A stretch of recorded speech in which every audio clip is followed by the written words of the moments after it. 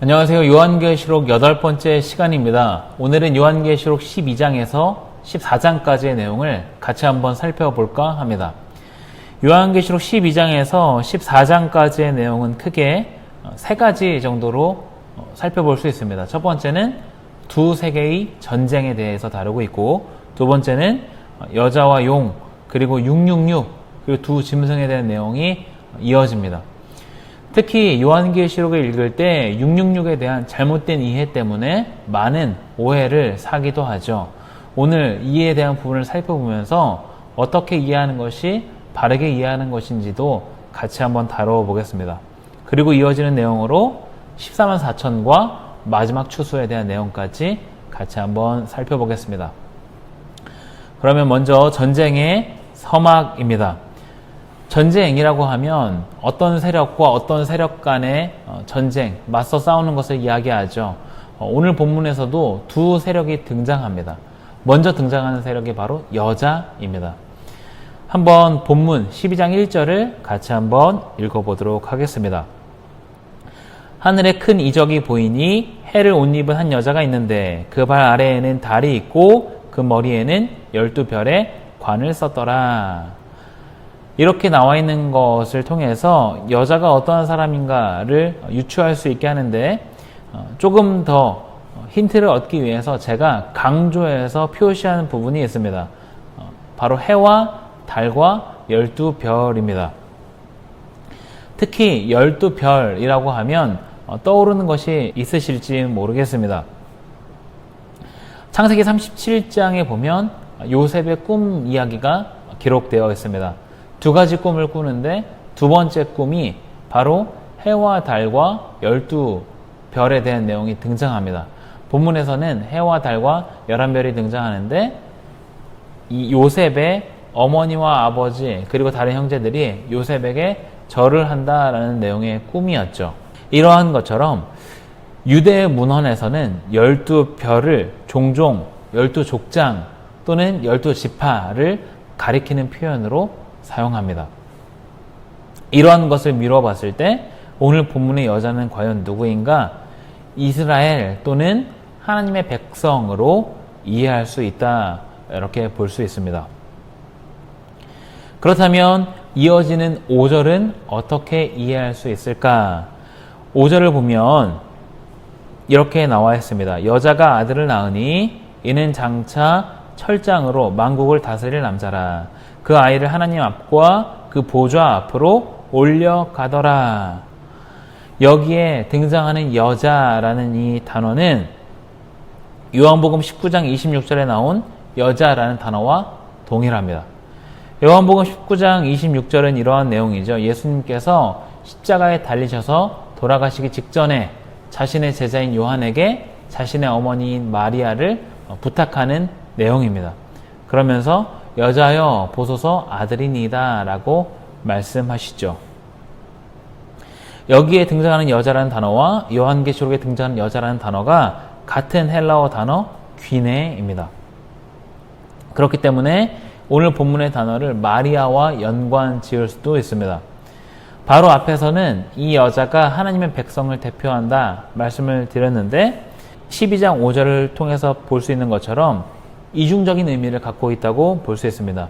메시아를 품은 자, 그러니까 예수의 어머니로 이야기할 수도 있지만 뿐만 아니라 여기에서도 하나님의 백성으로도 이해할 수 있습니다. 왜냐하면 메시아를 해산한 사람이 마리아이지만 이렇게도 볼 수 있는데, 메시아의 시대를 해산하려고 힘쓰는 모습으로도 볼 수 있기 때문입니다. 다시 한번 말씀을 드리면 메시아를 해산한 여자 뿐만 아니라 메시아의 시대를 해산하려고 하는 모습, 이런 걸로도 볼 수 있기 때문에 이 여자를 하나님의 백성으로도 볼 수 있다, 이렇게 이해할 수 있습니다. 그러면 또 하나 등장하는 세력이 있어야 되겠죠. 그 다른 등장하는 세력이 바로 붉은 용입니다. 붉은 용에 대한 내용이 12장 3절에 기록이 되어 있습니다. 3절 말씀을 제가 한번 읽어보겠습니다. 하늘에 또 다른 이적이 보이니 보라, 한 큰 붉은 용이 있어 머리가 7이요 뿔이 10이라. 그 여러 머리에 7 왕관이 있는데, 용은 1차적으로 사탄을 가리키는 호칭입니다. 여기서 용이 갖고 있는 7머리는 기고만장한 주권으로 이해할 수 있습니다. 그리고 10뿔은 강력한 힘을 상징하는데 앞에서 5장에서 7뿔을 가진 존재가 있었죠. 그 존재가 바로 어린 양으로 묘사하는 예수님이었는데 그때 다니엘 7장에 등장하는 10뿔에 대한 내용을 인용했던 예시라고 말씀을 드린 적이 있습니다. 그런데 여기에서 사탄으로 묘사되는 이 용이 10뿔을 가지고 있다라는 것은 예수 그리스도의 강력한 힘에 대한 모방이자 패러디라고 볼 수 있습니다. 그러면 이 두 세력이 등장을 했죠. 이스라엘, 하나님 백성을 대표하는 여자와 사탄을 대표하는 용이 등장했습니다. 그래서 이 두 세력 간의 전쟁이 이어지게 됩니다. 이 전쟁을 본문에서는 미가엘 천사와 사탄의 전쟁으로 묘사하고 있습니다. 12장 7절과 8절인데 한번 읽어보겠습니다. 하늘에 전쟁이 있으니 미가엘과 그의 사자들이 용과 더불어 싸울세. 용과 그의 사자들도 싸우나 이기지 못하여 다시 하늘에서 그들이 있을 곳을 얻지 못한지라. 이제 두 세계의 전쟁이 시작이 됩니다. 그런데 여기서 주목해야 할 것은 하나님과 사탄의 싸움이 아니라는 거죠. 그게 아니라 미가엘과 사탄, 그러니까 천사와 사탄이 싸우고 있는 것을 볼 수 있습니다. 성경에는 사실 사탄과 하나님에 대한 이원론이 등장하지 않습니다. 왜냐하면 동등한 비교가 될 수 없기 때문입니다. 그래서 하나님이 아니라 천사가 등장하는 걸 볼 수 있는데 미가엘은 네 천사장 가운데 첫 번째 천사장으로 묘사합니다. 그러면서 이 천사장 미가엘과 사탄이 싸움을 벌이고 결국은 사탄이 패하게 된다라는 내용입니다. 하늘의 전쟁은 이렇게 사탄이 패하는 걸로 끝났습니다. 그런데 이 사탄이 어디로 쫓겨가냐 하면 땅으로 쫓겨갑니다. 그리고 쫓겨난 사탄은 하나님의 백성들을 계속해서 괴롭히기 위한 준비를 하고 있는 것이죠. 그 내용이 계속해서 이어지게 됩니다. 하나님의 백성들을 계속해서 괴롭히기 위해서 등장하는 세력들이 있는데 그 세력이 바로 두 짐승입니다. 요한계시록 13장에는 두 짐승이 등장합니다. 보시는 그림과 같은 이러한 두 짐승인데 이들이 땅에서 전쟁을 어떻게 일으키는가 이것을 묘사하고 있는데 그 부분을 같이 한번 살펴보겠습니다. 먼저 첫 번째 짐승입니다. 첫 번째 짐승에 대한 내용이 요한계시록 13장 4절에 기록이 되어 있습니다. 13장 4절 말씀을 제가 한번 읽어보겠습니다. 용이 짐승에게 권세를 주므로 용에게 경배하며 짐승에게 경배하여 이르되 누가 이 짐승과 같으냐 누가 능히 이와 더불어 싸우리요 하더라. 사탄은 첫 번째 짐승에게 권세를 주고 사람들은 사탄과 이 짐승을 경배하며 따릅니다. 그러면 첫 번째 짐승이 상징하는 것은 무엇일까요? 그것은 바로 적 그리스도입니다. 한마디로 그리스도를 대적하는 세력이다라는 걸 볼 수 있습니다. 적 그리스도라는 이 말은 요한서신에 자주 등장하는데 주로 인물을 지칭하는 표현으로 사용됩니다. 때문에 본문에서 이야기하는 적 그리스도라는 것은 큰 성 바벨론으로 불리는 제국을 이끌 사람으로 이해할 수 있습니다. 앞서 요한계시록 강의를 기억하신다면 요한계시록에 등장하는 바벨론이 뭘 의미하는지 기억하실 수 있으실 텐데 그것은 바로 로마 제국이었죠.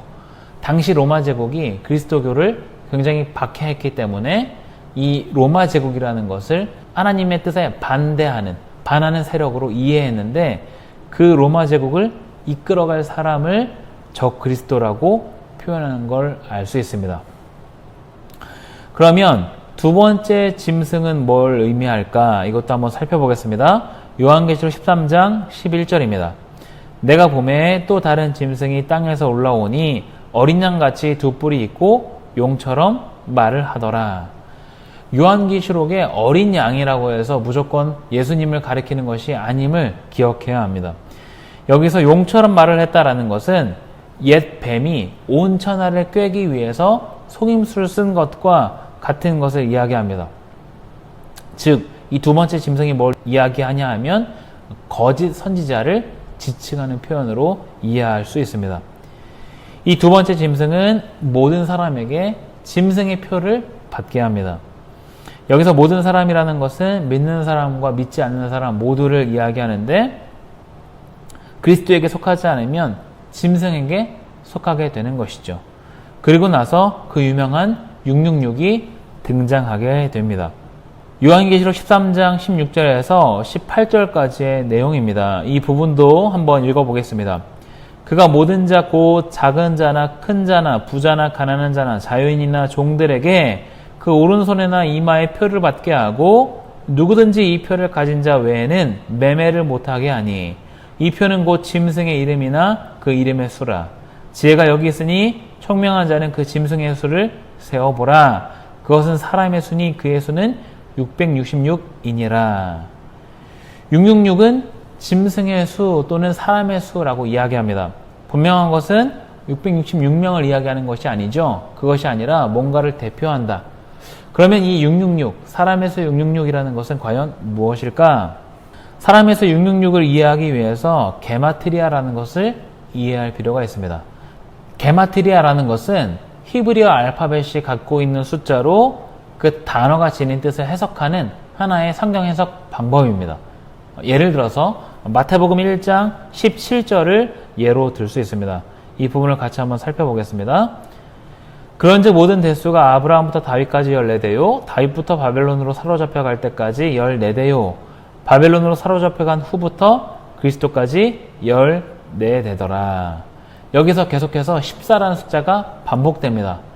성경을 읽으실 때 왜 14라는 숫자가 계속해서 반복되지라고 생각하신 분도 계실 거고 아니면 처음 이것에 주목하신 분도 계실 거라 생각이 됩니다. 어찌됐건 여기서 강조되는 숫자는 14입니다. 그러면 이 14가 의미하는 것은 뭘까? 이것은 바로 다윗입니다. 왜 14가 다윗이 되는지 히브리어 단어를 살펴보면 이해할 수 있는데 우리나라 말로 다윗이라고 하고 히브리어로는 다비드라고 이야기합니다. 다비드라고 할 때 히브리어로 이렇게 표시하는데요. 오른쪽에서 왼쪽으로 히브리어를 읽는데 처음 사용된 알파벳이 달렛, 그 다음 바브, 다시 달렛입니다. 제가 하나 표를 가져왔는데 여기를 보시면 달렛이라는 알파벳이 4 그리고 바브가 6이죠. 다비드라고 할 때 이 알파벳이 갖고 있는 숫자를 합하면 14가 됩니다. 결국 마태복음 1장에서 이야기하는 것은 다윗을 강조하는 것이고 왜 이것을 강조하냐면 예수님이 곧 다윗의 후손이라는 것을 이야기하려고 하기 때문입니다. 이러한 방법을 게마트리아라고 하는데 성경의 모든 부분을 게마트리아로 해석해서는 안 되겠지만 666이라는 것도 게마트리아로 해석을 할 수 있습니다. 666을 잘못 해석하는 경우가 많이 있는데 뭐가 됐든 간에 요즘 시대의 어떤 특정 인물이라거나 어떤 기관으로 이야기하는 것은 전부 잘못 해석한 경우입니다. 요한계시록이 기록될 당시 666이 가리키는 것은 무엇인가? 그것은 바로 네로 카이사르 황제입니다. 헬라어로는 이렇게 표시하고요. 히브리어로는 이렇게 했습니다. 앞에 나온 히브리어 알파벳이 갖고 있는 숫자를 모두 더하면 666이 됩니다. 왜 네로 황제를 666이라고 이야기하는가? 왜냐하면 그리스도교를 반대하는 자의 어떤 원형으로 제시한다라고 볼 수 있습니다. 즉, 첫 번째 짐승은 적그리스도를 상징하고 두 번째 짐승은 적그리스도에게 경배하게 하기 위한 거짓 선지자로 이해할 수 있습니다. 그리고 이 적그리스도가 과연 누군가? 이것에 대한 이해가 666인 것이죠. 즉 666은 네로 황제라고 이해할 수 있고 이것을 오늘날로 적용해 보자면 예수님께 하나님께 초점을 맞추는 것에 있어서 반하는 세력으로 적용을 해볼 수 있습니다. 이렇게 666에 대한 내용까지 살펴봤습니다. 다음으로 이어지는 내용은 14만 4천과 마지막 추수입니다. 14만 4천이 다시 한번 등장하는데요. 요한계시록 14장 1절을 보시면 14만 4천 명이 다시 등장합니다. 이것은 앞에서도 말씀드린 것처럼 제한된 숫자를 이야기하는 것이 아니라 어떤 지상교회의 영적인 전투를 이야기한다라는 것을 다시 언급하고 넘어가도록 하겠습니다. 그리고 마지막 추수입니다. 마지막 추수는 두 가지 부류의 사람들을 이야기합니다. 하나는 의인에 대한 것이고 또 하나는 악인에 대한 것인데 14장 14절을 보시면 흰 구름이 있고 구름 위에 인자와 같은 이가 있고 그 머리에 금 면류관이 있고 손에 예리한 낫을 가졌다. 그리고 이것을 휘두르니까 땅의 곡식이 거두어졌다 라고 이야기합니다. 곡식의 수확은 뭘 이야기하는가? 의인들에 대한 내용을 비유하는 것을 볼 수 있습니다. 마지막 때에 결국 의인들이 남게 될 것이다 라는 것이죠. 그 다음 14장 20절을 보시면 심판에 대한 내용, 그래서 17절부터 20절까지는 악인에 대한 심판이 이어진다. 즉 추수에 대한 건 뭘 이야기하는가? 알곡은 거두고 가라지는 버리워지는 것과 같이 의인들은 하나님의 품에 안기게 되고 악인들은 내버림을 당하게 된다라는 것을 다시금 이야기한다 볼 수 있습니다. 오늘 요한계시록 8번째 강의를 좀 정리해 보도록 하겠습니다. 요한계시록 12장에서 14장까지의 내용은 두 세계의 전쟁을 다룬다라고 볼 수 있는데, 당연히 사탄은 하늘 전쟁에서 패하게 됐고, 그렇기 때문에 땅에서 하나님을 따르는, 하나님을 믿는 자들에 대한 박해로 분풀이를 한다고 이해할 수 있습니다. 이러한 내용을 어떻게 이해할 수 있을까? 요한은 당시 그리스도인들이 로마의 황제들에게 받는 박해를 사탄의 세력으로 이해했습니다. 그래서 네로를 의미하는 666이라는 숫자를 사용한 것이죠. 로마라는 나라나 아니면 황제라는 사람 자체가 사탄의 세력을 상징한다라는 것이 아니라 하나님께 가는 길을 가로막고 있기 때문에 적 그리스도다라고 이야기하는 것이죠. 여러분은 지금 혹시 예수님을 믿는다는 사실 때문에 어떠한 박해를 받고 있는지 한번 질문을 드리고 싶습니다. 아니면 예수님을 믿는다는 사실로 인해서 어떤 어려움에 처하고 있는지, 우리가 하나님께 나아가는 것을 방해하는 세력, 그것이 바로 적 그리스도이고 666입니다. 우리가 기억해야 할 것은 이미 이긴 하늘 전쟁입니다. 사탄은 하나님의 상대편이 될 수 없고 그 반대편의 위치에조차 설 수 없습니다. 마지막 때가 올 때까지 그저 발악을 하고 있을 뿐이죠. 하나님의 자녀라는 권세를 갖고 사탄을 결박하고 허튼 소리에 휘둘리지 않는 여러분들이 되기를 바랍니다. 우리가 정말 집중해야 할 것, 하나님의 말씀에 집중하고 나에게 말씀하시는 것이 무엇인지 귀를 기울이는 저와 여러분들이 되기를 소망합니다. 감사합니다.